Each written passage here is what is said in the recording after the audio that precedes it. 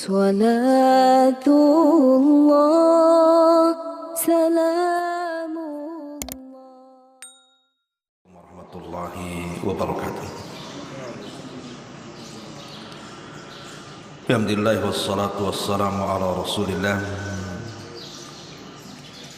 wa ala alihi wa sahbihi wa mawalah wa la hawla wa la quwwata illa billahi wa ba'd.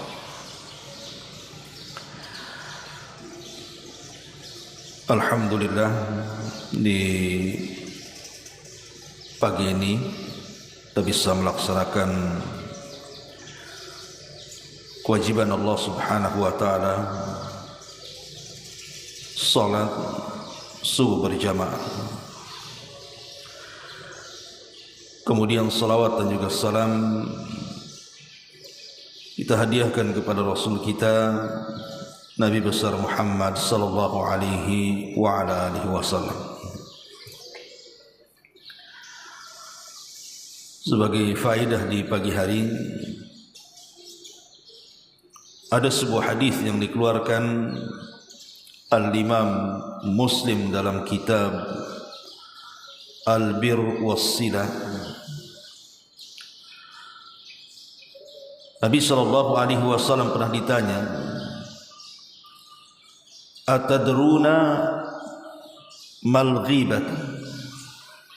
Tahukah kalian apa itu ghibah? Maka sebagai adab para sahabat, walaupun terkadang sebagian para sahabat ditanya itu paham dan tahu jawabannya, tapi mereka orang yang beradab di hadapan Rasul. Qalu Allahu wa rasuluhu a'lam. Mereka mengatakan Allah dan Rasulnya yang lebih tahu. Maka Nabi SAW mengatakan, Dzikraka atau dzikruka akhaka bima yaqra. Engkau menyebutkan saudaramu yang kalau saudaramu tahu pasti dia benci. Kila, kemudian dikatakan, afara'aita in kana fi akhi ma aqul. Bagaimana pendapatmu jika yang kubicarakan itu ada pada saudaraku? Aku kan tidak ghibah, memang ada pada dia. Maka Nabi SAW mengatakan, in kana fihi ma taqul faqad ightabtahu wa illam yakun fihi faqad bahattahu. Kalau yang kau bicarakan itu ada, itulah ghibah. Dan kalau yang kau bicarakan tidak ada pada saudaramu, maka engkau sudah menambah dari ghibah menjadi dusta. Ma'asyiral muslimin yang dimuliakan Allah Azza wa Jalla, para ulama mengatakan kalimat dzikraka akhaka bima yaqra. Engkau menyebutkan saudaramu yang kalau dia tahu pasti dia tidak suka. Ini kalimat umum.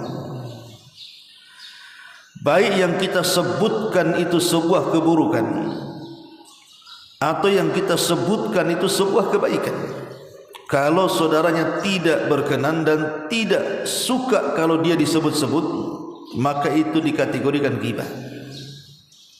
Jadi baik kita membicarakan keburukan dia, atau boleh jadi yang kita bicarakan itu kebaikan, maka itu kalau didengar dia tidak suka karena ini bisa saja memancing ria, maka ini dianggap ghibah oleh para ulama.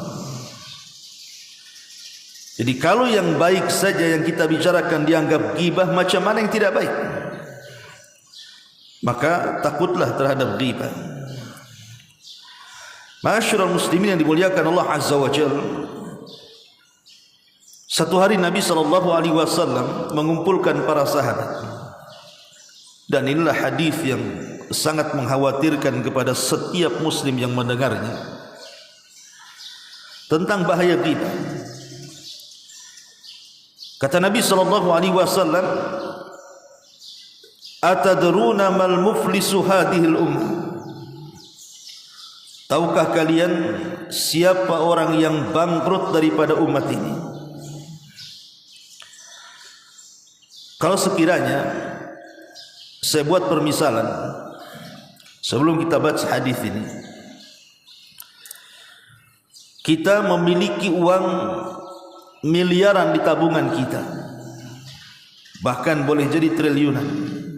Kita punya uang sebanyak itu, miliaran atau mungkin triliunan.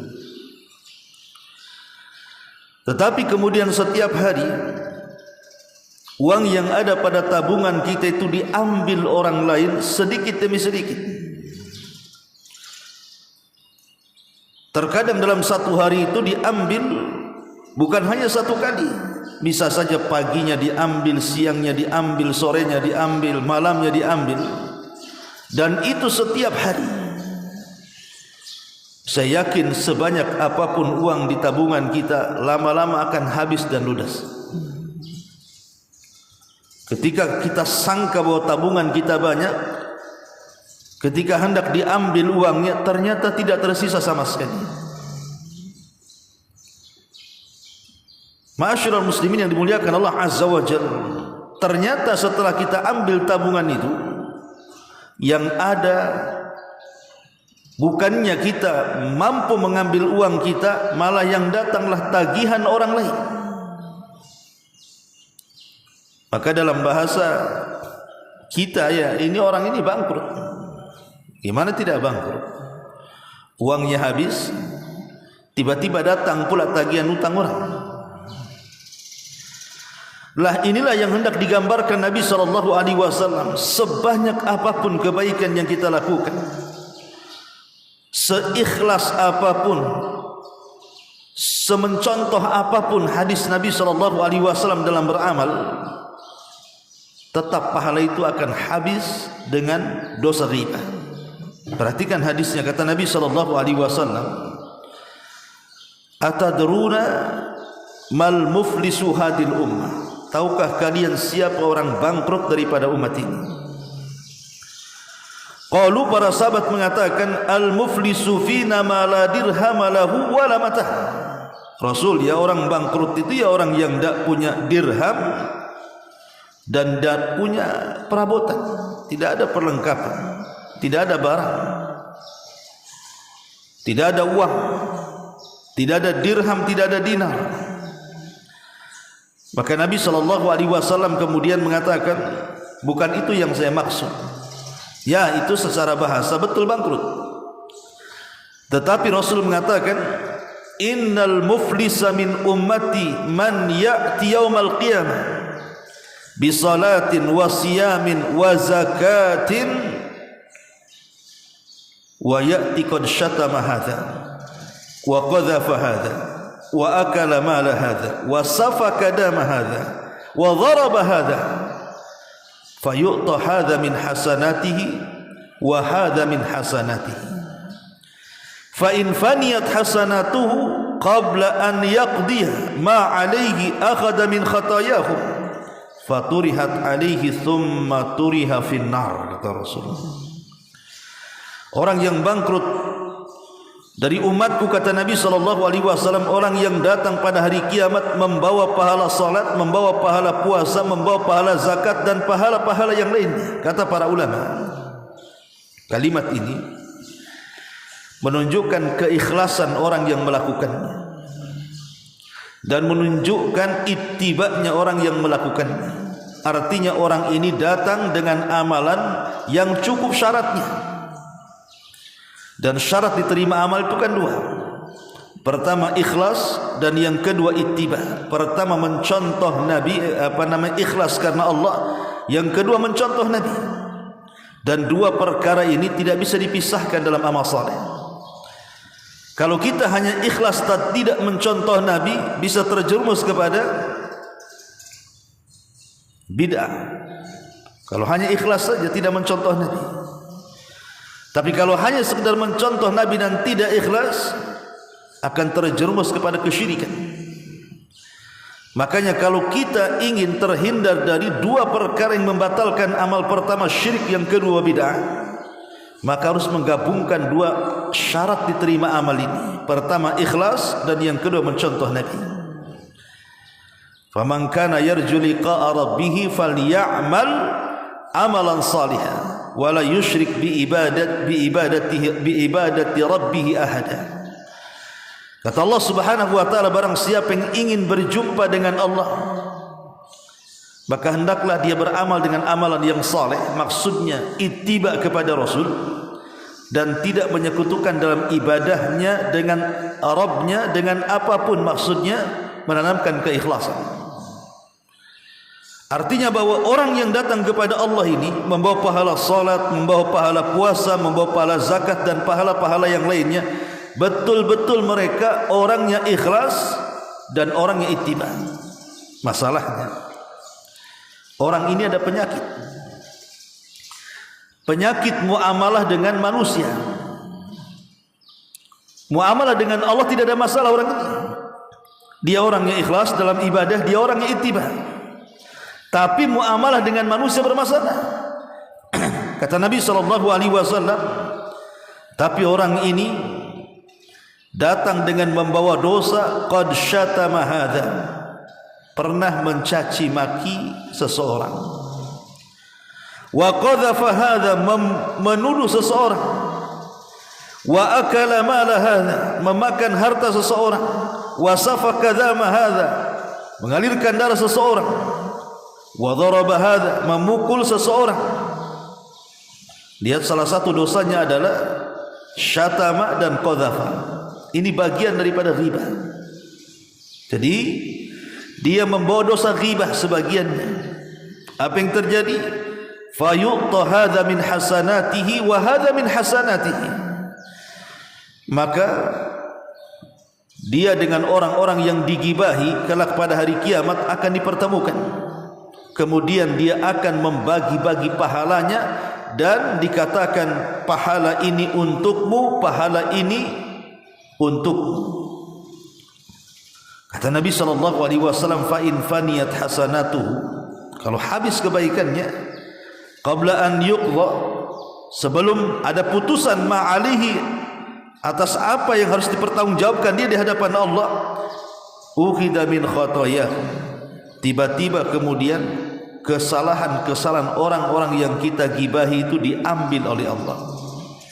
Faturihat alaihi, kemudian diberikan kepada orang yang menggibah. Thumma turiha finnar, karena dia tidak memiliki stok pahala dan dia harus menanggung dosa orang, maka Allah Subhanahu wa taala lempar ia ke neraka. Itulah orang bangkrut. Subhanallah. Jadi orang bangkrut itu adalah orang yang kebaikan kita diambil, keburukan orang pula dibebankan kepada kita. Kalau dalam ilmu perniagaan itu modal sudah habis, hutang orang pula kita tanggung. Orang bangkrut. Dan sekarang ikhwatu fiddin muliakan Allah Azza wa Jalla, tidak ada satu majlis di majlis-majlis kaum muslimin kecuali ada ghibah di situ. Tidak ada yang selamat dari ghibah. Tidak majlis ibu-ibu, kalau dulu kan didetik ibu-ibu tuh. Sekarang bapak-bapak juga kurang lebih saja. Persis kayak ibu-ibu. Hampir tidak ada tempat, tidak ada perkumpulan, tidak ada obrolan, tidak ada omongan, tidak ada majlis kecuali ada ghibah di situ. Tidak pagi, tidak siang, tidak sore, tidak malam. Makanya saya tadi contohkan, kalau seandainya kita punya uang miliaran di tabungan kita, tapi kemudian uang itu diambil orang setiap pagi, setiap siang, setiap sore, setiap malam, lama-lama habis pahala itu. Uang kita di tabungan itu pasti habis, dikuras oleh orang-orang yang kita gibahi. Ketika kita merasa uang kita sudah banyak, ketika kita hendak diambil, rupanya tidak ada. Itulah ghibah, kata Nabi SAW. Ini baru di dunia menghabiskan pahala. Bagaimana pula di akhirat? Na'udzubillah. Satu hari ketika Nabi SAW dimi'rajkan ke langit, diperlihatkan satu azab kubur. Apa azab kubur yang diperlihatkan kepada Rasul? Lamma araja bi rabbi marartu bi qaumin lahum adfar. minuhasin yahmashuna wujuhahum wa sudurahum. Ketika aku dimi'rajkan Allah, kata Rasul, tiba-tiba aku diperlihatkan sebuah kaum yang ada pada tangan-tangan mereka itu kuku-kuku dari tembaga, dan kuku-kuku yang ada di tangan mereka gunakan untuk mencakar wajah-wajah mereka sendiri dan dada-dada mereka sendiri sampai robek. Kata Nabi SAW, ma haula'i ya Jibril, siapa mereka wahai Jibril? Maka kemudian Jibril mengatakan, haula'i alladhina ya'kuluna luhuman nas wa yaqauna fi a'radihim. Mereka lah orang-orang yang memakan daging-daging manusia dan mereka merobek-robek kehormatan mereka. Itulah ghibah. Lihat bagaimana hukuman di dunia, hukuman di akhirat. Tentu hukuman di akhirat jauh lebih besar dibandingkan hukuman di dunia. Ma'asyiral muslimin yang dimuliakan Allah Azza wa Jalla, tentu kalau kita bentangkan soal ghibah kemana-mana, karena memang ini sudah menjadi kebiasaan kita masalahnya. Dan anehnya, ghibah ini kan dosa besar. Imam Zahabi menyebutkan dalam kitab Al-Kabair tentang dosa ghibah. Artinya memasukkan dosa ghibah ini adalah dosa besar. Tapi anehnya manusia ketika memandang dosa-dosa besar yang lainnya, mereka menganggap itu sebuah hal yang mungkar, yang menjijikan. Seperti umpamanya kita punya tetangga, dia seorang pembunuh dan sangat sadis membunuhnya, mungkin dengan cara mutilasi dan begitu seterusnya. Kita katakan orang ini jahat sekali, orang ini sadis sekali. Tapi kalau kita melihat tetangga kita sedang menggibah, kita biasa-biasa saja, padahal sama-sama dosa besar. Sama-sama dosa besar antara membunuh dan ghibah itu. Inilah kadang-kadang kita tidak bisa mana dosa besar, mana dosa yang tidak besar, karena kita sudah menjadi rutinitas ghibah ini. Ma'asyiral muslimin yang dimuliakan Allah Azza wa Jalla, lalu apa sih obatnya ghibah ini? Supaya kita ini minimalnya kalau tidak bisa lisan kita untuk tidak menggibah, kurangilah ghibah itu. Dan bagaimana caranya? Ma'asyiral muslimin yang dimuliakan Allah Azza wa Jalla, kalau kita melihat fatwa-fatwa ataupun sejarah-sejarah salaf, ketika mereka memberikan nasihat kepada kita bagaimana caranya kita berhenti dari ghibah, ada seorang laki-laki datang kepada Khalifah Abdul Malik Ibn Marwan rahimahullahu ta'ala. Kemudian dikatakan kepada Abdul Malik Ibn Marwan ini, dia mengatakan, wahai Khalifah, ada seseorang yang mereka mencaci maki dirimu, menggibah dirimu, mungkin bahasa kita. Tapi ada sebagian orang juga mereka memuji-muji berlebihan kepadamu. Maka kemudian dia mengatakan, dengarkan, aku tidak suka dipuji, dan aku biarkan orang-orang yang mencelaku, dan aku berdoa kepada Allah Subhanahu wa ta'ala, Allahumma ghfirli waliman igtabtu bi. Ya Allah, ampunilah dosa-dosaku dan dosa orang yang menggibah. Lihat bagaimana para ulama mengajarkan kepada kita supaya kita terlepas dari dosa ghibah adalah berdoa kepada Allah Subhanahu wa ta'ala dengan doa ini. Ya Allah, ampuni aku dan ampuni orang yang menggibah. Ya Allah, rahmati aku dan rahmati orang yang menggibah. Ya Allah, berkahi aku dan berkahi orang yang menggibah. Ya Allah, berikan rizki kepadaku dan berikan rizki kepada orang yang telah aku gibahi. Jadi kita berdoa kepada orang-orang yang pernah kita gibahi. Jadi saya ulang, ya Allah, aku Allahumma ighfirli wa liman ightabtu, ya Allah ampuni aku dan dosa orang yang kugibahi. Ya Allah rahmati aku dan rahmati orang yang kugibahi. Ya Allah berkahi aku dan berkahi orang yang kugibahi. Ya Allah berikan rizki kepadaku dan rizki kepada orang yang pernah kugibahi, dan begitu seterusnya. Doakan kebaikan kepada mereka. Karena terkadang ikhwan, ada seseorang yang sudah tahu ghibah itu dosa, ketika hendak minta maaf dia malu. Karena takut kalau seandainya tidak semua orang yang kita datang baik-baik memberitahu itu dia mau menerima kan. Banyak orang yang tidak menerima. Oh rupanya kamu pula yang menggibahi saya, yang memfitnah saya, dan begitu seterusnya. Kadang ada orang-orang malu. Padahal itu sebenarnya minta maaf yang paling baik adalah datang kepada orang yang kita gibahi sebenarnya. Itu minta maaf paling baik.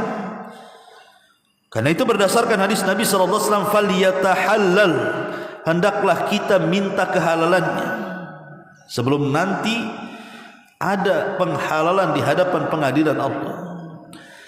Tapi kalau memang kita ini merasa malu, merasa takut dan begitu seterusnya, maka kata para ulama, berdoalah dengan doa seperti itu. Minta ampun kepada Allah akan dosa-dosa kita dan dosa-dosa orang yang kita gibahi.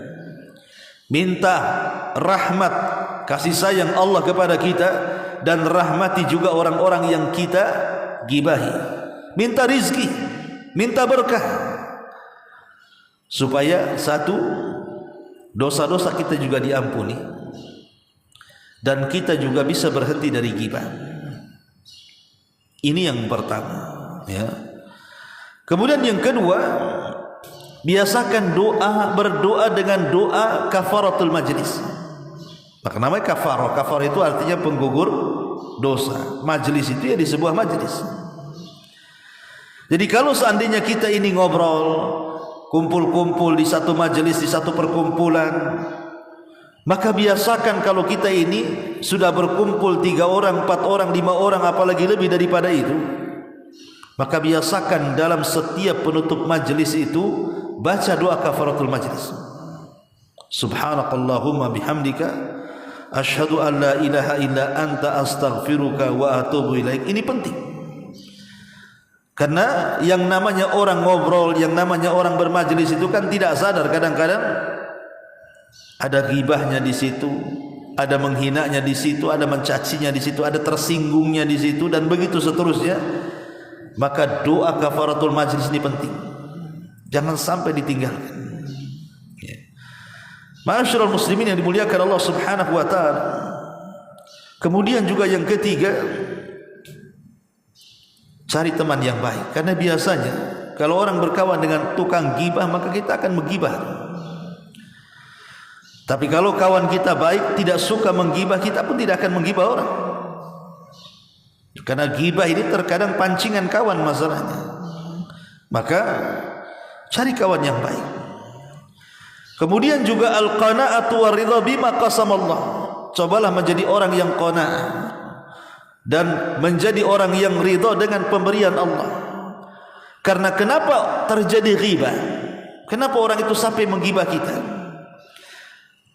Karena salah satu penyebab orang menggibah kita itu karena dia tidak memiliki apa yang kita miliki. Kalau dia memiliki apa yang kita miliki, tidak mungkin dia menggibah kita. Kalau salah satu alasan kenapa orang itu menggibah kita, sekali lagi, karena terkadang dia tidak memiliki apa yang kita miliki dari nikmat dan rizki Allah, sehingga dia menggibah kita. Coba kalau masing-masing orang itu qanaah menerima pemberian Allah Subhanahu wa taala, tidak mungkin dia ghibah.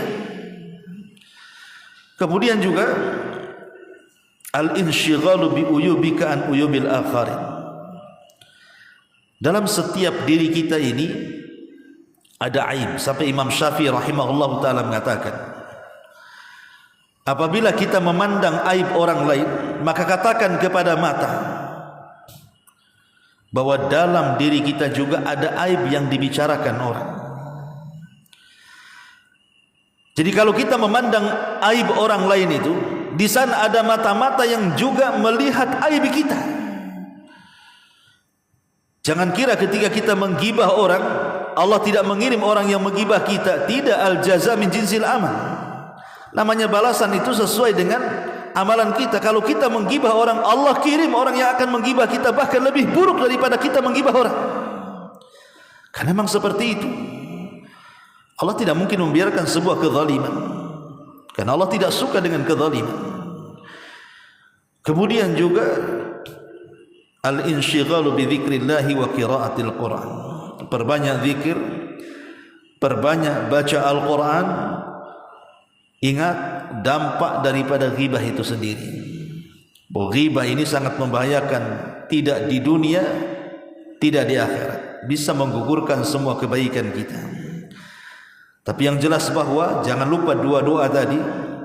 Pertama, kita berdoa kepada Allah Azza wa Jal agar dosa-dosa kita diampuni dan dosa-dosa orang yang kita gibahi. Dan kita meminta rahmatnya, kita minta berkahnya, kita minta rizkinya untuk kita dan orang yang kita gibahi. Syukur-syukur kalau kita mampu datang ke tempat ghibah kita, menjelaskan kebaikan dia. Yang tadinya kita memburu-burukan, sekarang robah, kita puji mereka. Dan yang kedua, doa kafaratul majlis. Ini yang kita tekankan, dua-dua ini dibaca, karena hanya dengan pertolongan Allah Subhanahu wa taala kita bisa meninggalkan perbuatan dosa besar yang namanya ghibah ini. Wallahu a'lam bishawab. Subhanaka wa bihamdika asyhadu an la ilaha illa anta astaghfiruka wa atubu ilaik. Allahu taala alam. Assalamualaikum warahmatullahi wabarakatuh.